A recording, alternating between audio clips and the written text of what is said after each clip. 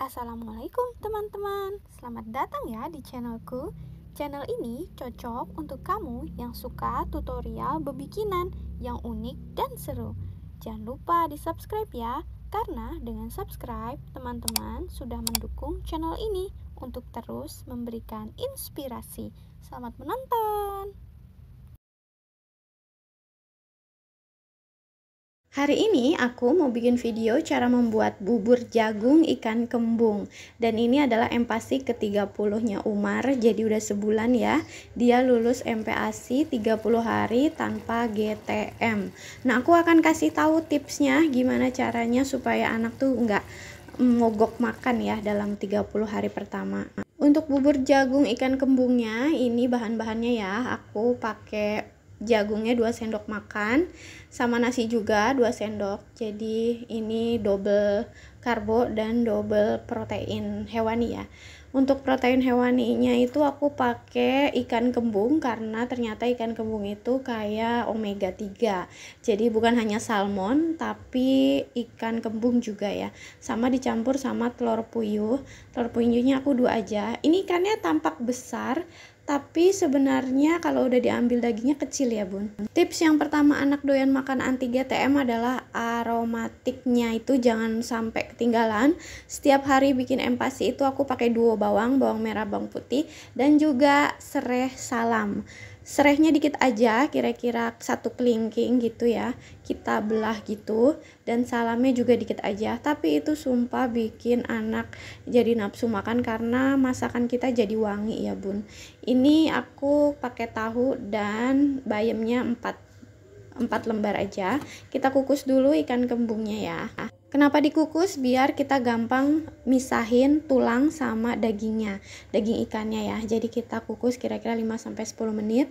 Ini dia aneka makanan yang tinggi omega, salah satunya ikan kembung ya bun. Jadi bagus banget, ikan kembung juga murah. Ini kira-kira kemarin 25.000. Dan telur puyuh itu juga bagus karena banyak zat besinya. Hampir setiap hari aku double protein ya bun, sehingga si anak aku ini naik 600 gram, lumayan ya dari sebelum MPASI. Ini yang kedua adalah tipsnya pakai santan, kaldu bubuk, dan kecap soya organik. Jadi 1 sendok teh atau setengah sendok makan santan bubuk. Kenapa santan bubuk? Karena kalau santan cair kita jadi nggak efektif. Kalau santan bubuk itu kita bisa pakai sebulan ya, jadi beli sekali untuk sebulan. Dan itu kalau dicampur dengan masakan kita itu jadi harum banget bun. Beneran, aku juga yang udah dewasa ngerasain makanan bayi aku tuh enak ya. Jadi bukan gurih banget tapi berasa. Jadi kata dokter anak itu lidah anak itu bukan hiasan doang tapi berfungsi untuk mengecap ya, jadi harus ada rasanya masakan kita tuh. Untuk buburnya kita lanjutin iris-iris semuanya, bawang merah, bawang putih, aku pakai tahu, dan sayurnya diiris-iris kecil juga biar dia gampang larut di buburnya ya, jadi kandungan si bayamnya cepat terserap ke bubur kayak gitu. Dan ini udah semua kita siapin, lalu nanti tinggal dioseng-oseng si tumis dengan, aku pakai minyak zaitun ya bun, karena itu sebagai lemak juga dan bagus juga. Jadi pertemuan antara zaitun, bawang merah, bawang putih, serai salam yang ditumis itu masya Allah wangi banget. Jadi untuk teman-teman yang mau pakai minyak silahkan, minyak apa aja. Kalau ada zaitun ya zaitun, bagus banget. Untuk tips selanjutnya, jangan lupa kalau misalkan kita sedang mau memberikan ASI, itu kita harus lihat jamnya ya bun. Misalkan bangun tidur itu dia melek terus nyusu jam 5 subuh. Nah, kita jangan kasih MPASI itu jam 6, tapi agak lebihan. Jadi 1-1,5 jam kita jeda, jangan kasih apa-apa. Setelah itu jam 7 baru kita kasih MPASI. Jadi dia dalam keadaan lapar ya. Kalau lapar dia nafsunya lebih besar gitu bun. Jadi untuk menolak kemungkinannya agak kecil ya. Ini udah semua. Untuk ikannya kita filet atau kita pisahin sama tulangnya, jadi kayak gini, dapatnya segini doang. Jadi makanya aku campur sama telur puyuh karena ini nggak banyak banget ya. Jadi ini cukup kira-kira 2 sendok makan, dan kita bisa tumis bersama duo bawang, itu nanti jadi wangi banget bun. Untuk tips selanjutnya, jangan lupa protein hewaninya diganti-ganti ya bun. Jadi kita harus rajin. Protein hewani itu banyak. Ada ikan aja aneka ikan ya. Ada ikan nila, ada ikan kembung, ikan gurame, ikan emas, ikan teri, ikan apa aja bisa. Tapi kalau misalkan ikan udah bosen, itu telur juga. Telur ada telur bebek, telur ayam, telur puyuh, terus ayam, terus ati ampela, ati aja, ati itu kan ati kalau beli segandeng itu ada 2 ya bun. Nah itu aku buat 2 kali makan, jadi kadang kan terlalu besar ya, itu anak-anak berlebih ya, jadi diseling juga sama daging. Jadi aku belanjanya seminggu sekali, itu hari Sabtu aku fokusin untuk 2 porsi ayam, jadi ayam dada.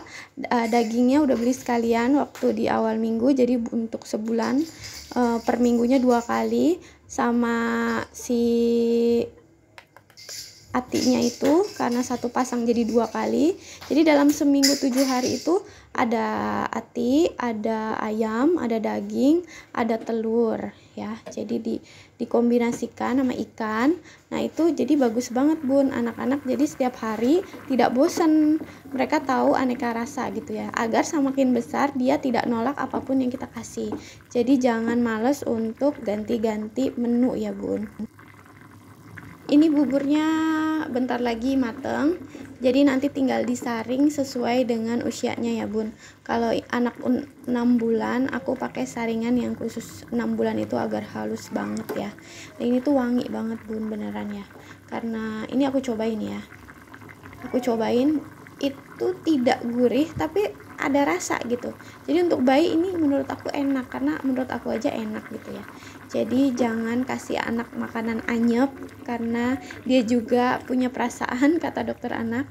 Jadi kita harus berperi kebayian ya, jadi harus ada rasanya ya. Setelah mateng disaring ya bun, dan bisa dimasukkan ke dalam wadah MPASI. Dan untuk tips yang terakhir itu aku selalu kasih makan di jam yang hampir sama. Misalkan sehari 3 kali anak aku makan di jam 7, jam 11 atau sebangun tidurnya, jam 11 sampai jam 12 tergantung dia bangun tidur, dan sama sore di antara jam 4 sampai jam 5, karena jam 6 abis maghrib dia biasanya nyusu sama aku dan tidur. Untuk snacknya kemarin aku beli ini bun, aku baru mau nyoba, nggak tahu nih suka apa enggak. Kalau bunda suka apa enggak anaknya, boleh komen ya yang pakai buah seperti ini. Kalau anak aku pakai buah, dia pernah apel kurang suka ya, mungkin karena ada sedikit asam-asamnya, jadi aku mau coba ini. Jadi di antara setelah makan pagi dan makan siang, kira-kira jam 9 itu kita bisa kasih snack, biskuit atau buah seperti ini ya bun. Semoga sharingnya bermanfaat dan boleh di share ya. Terima kasih.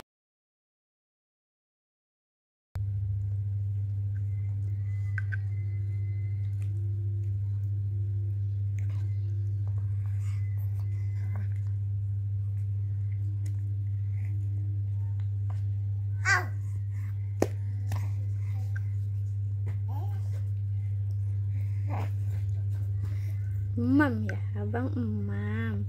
Pagi-pagi 6:30 udah emam. Terima kasih ya sudah menonton video ini sampai selesai. Jangan lupa subscribe, karena dengan subscribe kamu sudah bantu channel ini agar lebih berkembang lagi dan memberikan inspirasi. Wassalamualaikum.